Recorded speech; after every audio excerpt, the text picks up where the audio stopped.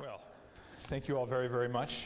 Thank you for coming in out of the rain tonight. I'm only here for about 10 hours, and unfortunately I can't see enough of your beautiful city, but I am very grateful for you coming out and hearing me tonight.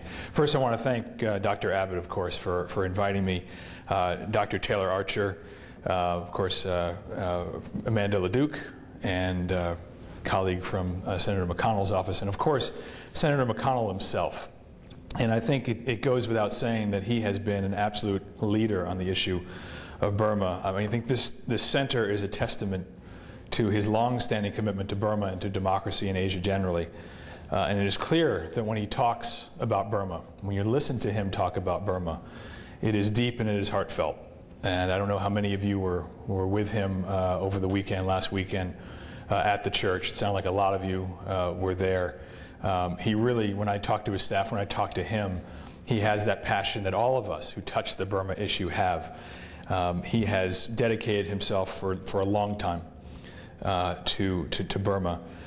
He actually invited me to speak here before I even had the job. My first interview or first meeting when I was named was with Senator McConnell. And he said, when you're approved, I want you to go to the Center for Asian Democracy in Louisville. And I said, absolutely, because the Asia Center for Asian Democracy encapsulates exactly what I care about. If you heard my background, Asian democracy, National Democratic Institute works on democracy in Asia. It is a passion of mine. It combines, in fact, what I call my heart and my head.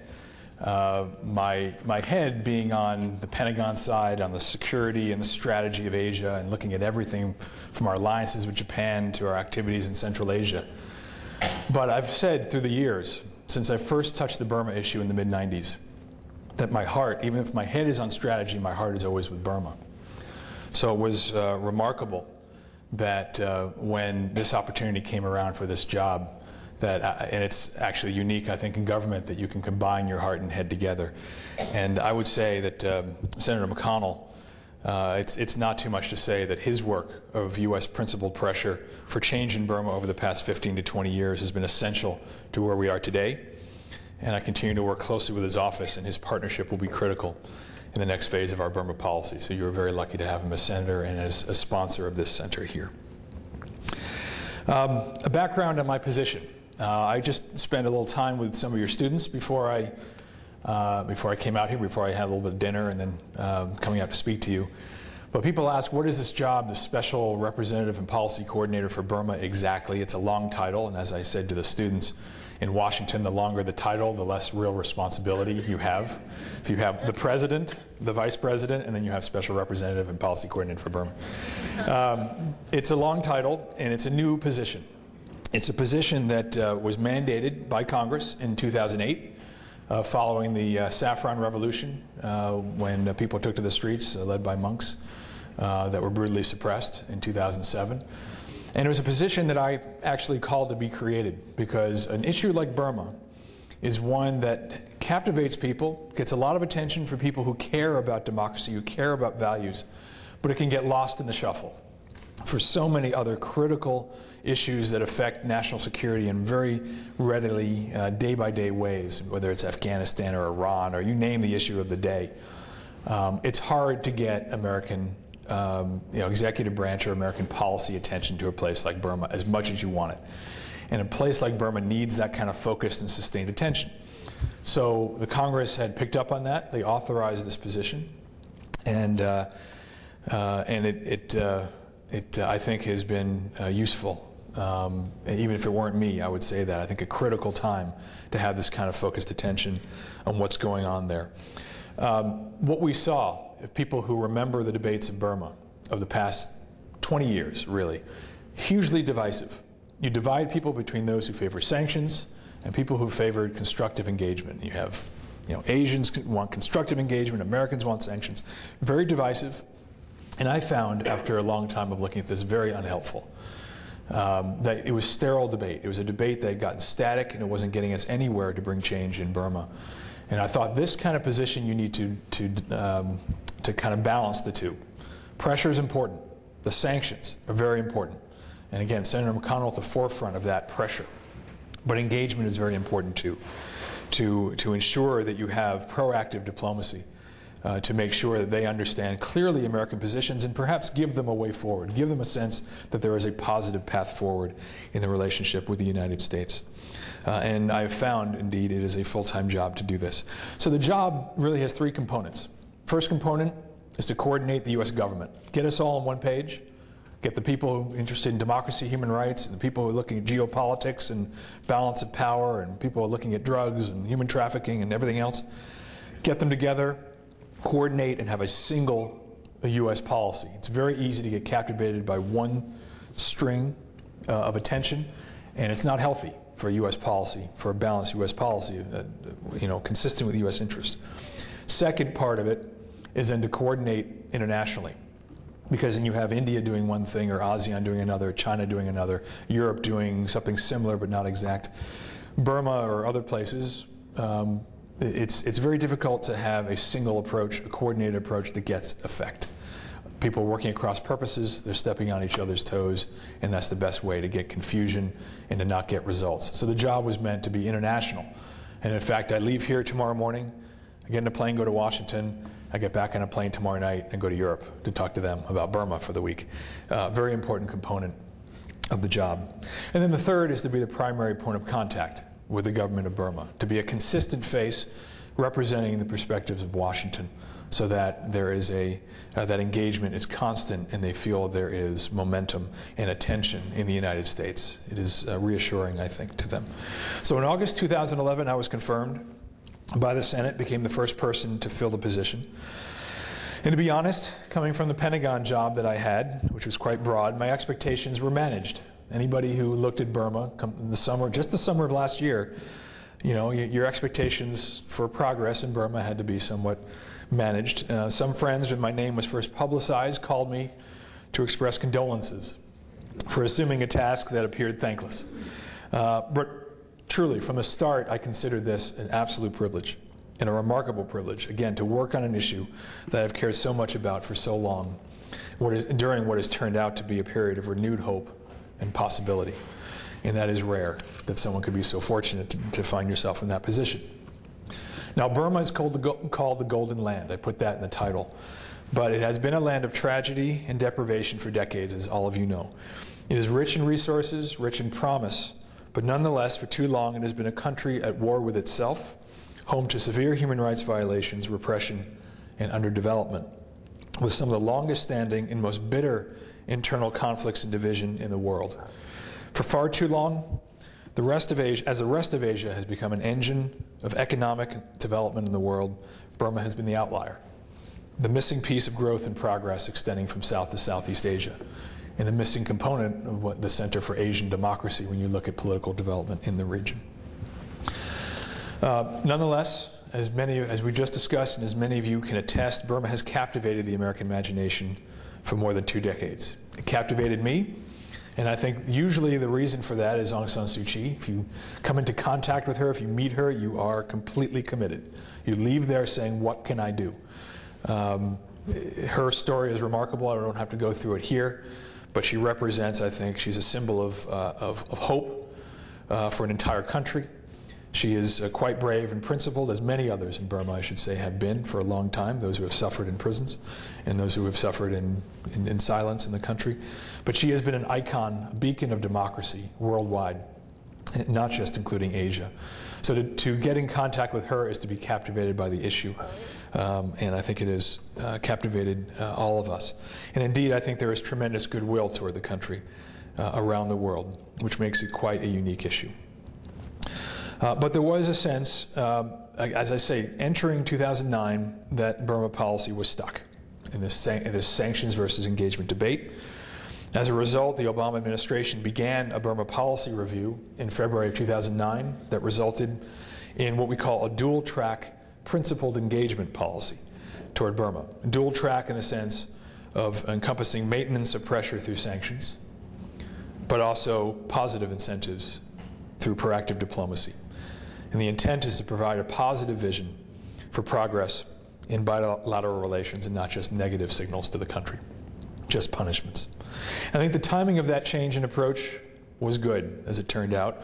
Although over much of the last 2 years, engagement showed few, if any, results, over the past year, particularly since the entry of a new government under President Thein Sein and a new system put in place last March, we have begun to see a steady momentum towards reform, beginning with discussions on the economic front, but steadily moving into other areas. And among these steps that the GOB, the government of Burma, has taken include, let me list a few of them for those who haven't followed as closely. First, they've been easing some restrictions on the media and civil society. They have engaged Aung San Suu Kyi in a substantive dialogue and amended electoral laws, paving the way for her party and herself to participate in the political process, including in upcoming parliamentary by-elections in April. They've released over 500 political prisoners, including virtually all of the most important leaders of the democratic movement and of street demonstrations over the past 2 decades. In their context, this is a substantial and rather courageous step by a former military leadership, heretofore sensitive to any whiff of so-called disorder and division. So in their context, this was a very substantial move. They have passed new legislation addressing rights of assembly and rights of workers, amending, again, the political party law. They've established a National Human Rights Commission, and they've entered into a series of ceasefire agreements with ethnic nationality groups. In the process, there's been steadily increasing diplomatic momentum between the U.S. and Burma and others in Burma. I myself have been to Burma now 5 times in 5 months, an average of once a month. It's a long way away, but frequent flyer miles are worth it, at least. And I've witnessed progress on each trip. I've had productive discussions from the start and have met with a wide cross-section of Burmese government and society, from the senior-most leaders in the government to civil society, to ethnic representatives, and military officials. I was the first civilian foreign official, in fact, to meet their military commander-in-chief. My goal was to establish the foundation of trust, to be quite candid about our desire for better relations, but convey honestly that this can only happen if Burma truly demonstrated commitment to change in some fundamental ways. In return, the Burmese government told me from the start that it was committed to comprehensive reform, to the goals of, literally they said, to the goals of democracy, human rights, development, and national reconciliation. That they had made mistakes in the past, but now that they were not turning back. In addition, officials all told me they desired good relations with the United States, and they began to give visas to people, many of whom were on blacklists, who couldn't get into the country. Human Rights Watch, others active in the human rights community. They began to give visas to people so they can see for themselves and engage them in candid discussions, and others about poverty alleviation, which was a term you couldn't use in the past, trafficking in persons, human rights, etc. There was no issue, there was off limits, and the typical defensiveness that we expected from them was suddenly largely absent, and they talked about the problems.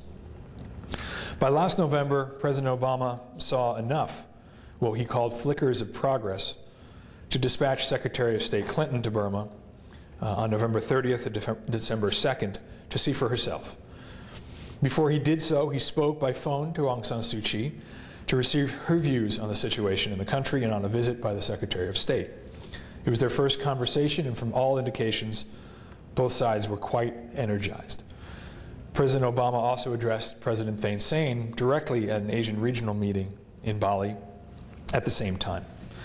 That led to Secretary Clinton's subsequent visit to Burma, which was a landmark visit, the first by a U.S. Secretary of State since 1955.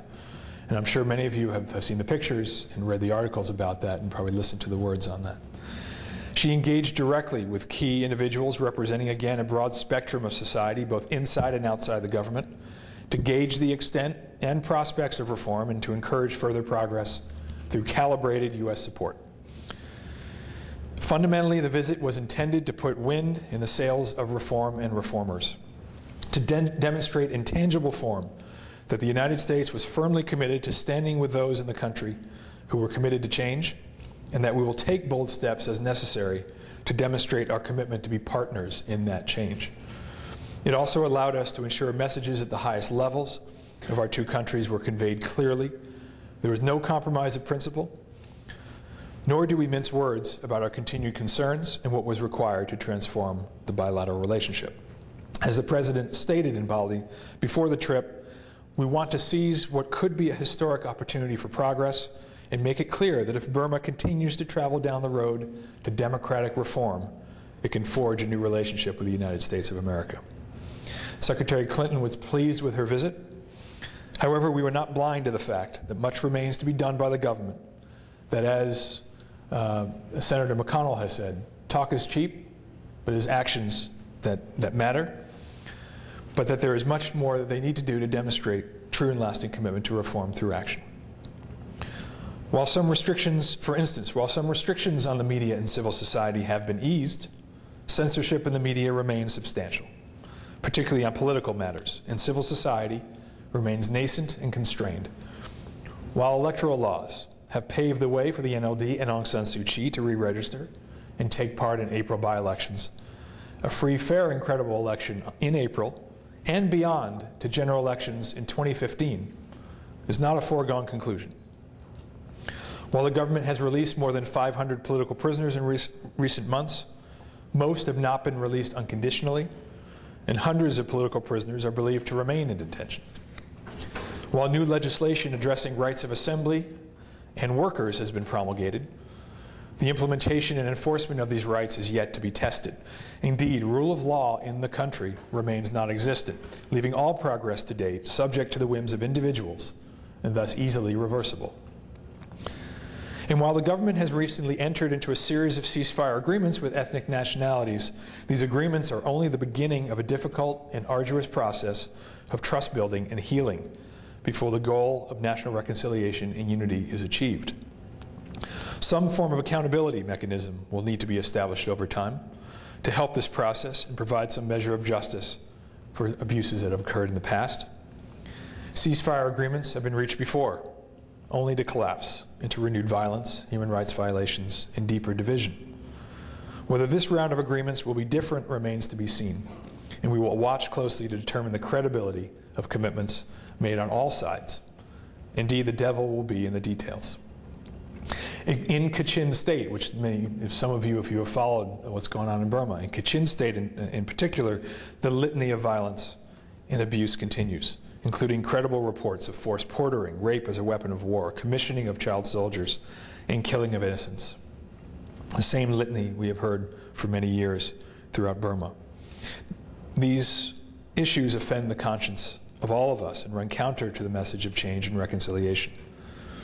And while the government, including the military, acknowledge that these abuses do occur, which is progress, that they do acknowledge that abuses occur, they say both sides are culpable and that these reports are exaggerated. We continue to discuss this matter, but the best way to confirm whether in fact this is the case is to allow the United Nations or other objective international organizations access to examine the situation for themselves, and to provide assistance in particular to the tens of thousands internally displaced who remain in desperate humanitarian need as this winter goes on. The government has indicated it will be making a serious and considered effort to reach a ceasefire with the Kachin in coming weeks. We truly hope a mutually acceptable arrangement may be concluded so the violence may stop and the healing begin. Now, those who know Burma know that the defining challenge of the country since independence has been exactly this issue, this internal division, the divide between the majority Burmans and the ethnic nationalities. The inability to reach a lasting political solution that would enable true unity and stability is critical to the future of the country. Aung San Suu Kyi has stated openly that there can be no true democracy in the country without a just and equitable political settlement of the ethnic nationality question. We also recognize the importance of this issue for the future of Burma and will continue to monitor, as I say, very closely. We must also remember the hundreds of thousands of refugees outside the country who have been separated from family, separated at least from country, and have endured hardships as a result for so long. And I know many of you may be in this room. I know there's a substantial Karen population here in Louisville. You all remain essential components of the Burma equation, and we will not forget. We will continue to be committed to you until either conditions are appropriate for your safe and secure return to your country or other arrangements are made for satisfactory resolution of refugee status. Secretary Clinton, as well as Senator McConnell and others, have made it clear that an end to violence in the ethnic areas and inclusive, meaningful dialogue with ethnic groups will be an important demonstration of credible commitment to change. But in addition, they have called for a number of other things, as I've suggested. One, unconditional release of all prisoners of conscience, of all political prisoners. An inclusive and timely process for free and fair, credible elections on April 1st. And full implementation and compliance with UN Security Council resolutions 1718, 1874, and a severing of military ties with North Korea. Those resolutions have to do with military ties with North Korea that get to a critical issue of non-proliferation questions that we have regarding the military relationship between Burma and North Korea. This issue, of course, non-proliferation, for those of you who follow Iran, North Korea, and the rest, highest importance to national security, highest importance to international security, gets the highest level of attention in our government, transcends simply bilateral relations to deal with Burma's relationship with the world and its acceptance as a responsible and respected international actor. We also continue to closely monitor trafficking in persons and drugs, labor rights, and religious freedom. They all remain important as essential elements of U.S. values and principles in Burma and indeed worldwide. But, again, there is no question that we have seen progress, and as we see progress, we have stated repeatedly that we are ready to respond to positive action with action of our own. Following the recent release of hundreds of political prisoners and the signing of a ceasefire agreement with the Karen National Union, for instance, Secretary Clinton announced the upgrading of our representation in Burma to ambassador level, the first time in more than 2 decades that we will have such representation. We've also accepted an ambassador from Burma to come to Washington, first time we will have that level of representation in nearly a decade. We welcome Burma's foreign minister to the State Department for consultations in September as we saw progress being made in the country. First time that had happened in memory. During her visit in December, Secretary Clinton also announced other initiatives, including expanding assistance to microfinance, health, education programs, particularly in the ethnic nationality areas, allowing for a World Bank assessment mission to go to Burma to gauge the macroeconomic environment and provide technical assistance where appropriate. We will offer assistance to victims of landmines, enhance our in-country English language training, facilitate exchanges of universities and foundations, and resume counter-narcotics and World War II remains recovery. Those of you who know, we fought closely with the Kachin in particular, with the Burmese in general, in northern Burma during World War II as a critical component of our operations in Asia. More generally, I am chairing an internal working group tasked to reevaluate our aid strategy in Burma, reorienting its scale and scope for a new era. And we are dispatching a mission to the country next month to help inform a fresh, focused, and fully informed approach to our assistance to Burma going forward. This process will require the involvement of many interested parties, not just the State Department, not just the executive branch. Congress, of course, but also private foundations, institutions, interested to contribute. We will also need to coordinate our efforts closely with the many other public and private donors in the international community in close cooperation with the Burmese to ensure, as I say, we are all moving in the same direction and that we do not step on each other's toes and that we are, in the end, efficient and effective in our application of limited resources. And nobody's resources are quite where we want them to be. The danger for Burma, in fact, is not lack of interest, I would submit. There's a lot of interest in Burma. Right now, it's probably the hottest issue. But too much, too soon done in the wrong way.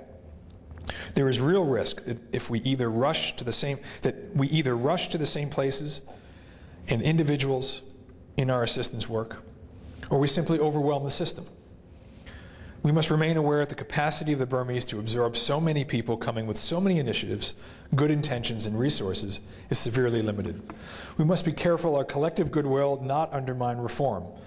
In fact, that our eagerness to engage be tempered by care and thoughtfulness and support nascent reforms in the system. So perhaps one of our most urgent tasks On the outside is to consider how to help build the capacity of the Burmese government and civil society to assume the massive task of rebuilding ahead, and to offer extensive and coordinated technical assistance to navigate the difficult early stages of development. They need to do land reform. They need to make their currency convertible. They need to have transparent budgeting and accounting and contracting and settling long-standing international debts. The task for the Burmese government themselves is enormous, just as a baseline for opening themselves up to the world. And among the most urgent tasks, as I've made reference to, must be rule of law, an independent judiciary, because without that, democratic reform is always at risk, and international actors will be deeply uncomfortable to engage and invest over time. But I think we have a unique opportunity with Burma to do this right, step by step, in partnership with and at a pace appropriate to local conditions in the country. But the task will not be easy, and there are no simple solutions. So, in conclusion, we should be realistic. The road ahead will no doubt be difficult and less than smooth sailing. The Burmese government and people will face many crossroads, many difficult decisions ahead. Complete democratic change will not occur overnight, nor will trust and reconciliation happen easily. No single action or decision made by the government will represent an irreversible or determinate moment in the future of the country. That future will be blazed by a series of individual decisions and steps in coming weeks, months, and years. Decisions and steps made not only by the government, but by the people, each of which will be more difficult than the one before, and each of which will require sustained will, courage, and vision.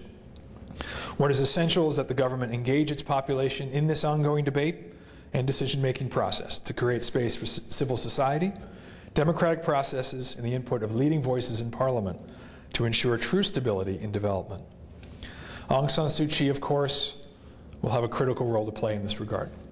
By all accounts, her stature is first among equals in Burma's civil society and life, and she continues to command tremendous respect and loyalty from a broad cross-section of the country. But of course, hers will not be the only voice, as a freer civil society will lead to more voices in the mix. That is as it should be. For our part, those of us who remain passionate about the future of Burma and U.S.-Burma relations should be prepared to think differently about the country, to consider ways to assist the momentum towards reform and contribute to the betterment of the lives of the Burmese people in immediate and tangible ways, even as we watch closely to ensure that reform stays on track. What will be frustrating to all of us, both inside and outside the country, is our impatience to make a difference right away, to think there is a silver bullet that will turn everything around for the better. But the problems of Burma are deep after so many years of deprivation and hardship, and we will need to be patient. We must also remain flexible and steadfast. Flexible in our approach, while steadfast and vigilant, consistent with our values and principles, and in our commitment over time to what may be the first opportunity in nearly 50 years for real and lasting change in Burma. No one could have predicted how much has occurred so fast. If you go to Rangoon today, there is a new sense of hope and promise.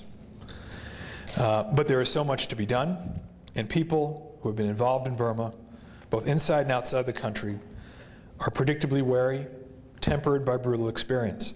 We will watch closely and extend our hand where we can be of assistance, but it is important we not miss this opportunity to encourage momentum towards reform and do all we can to work with the Burmese people to realize our common goals of democracy, human rights, development, and national reconciliation to make Burma truly the golden land of Asia.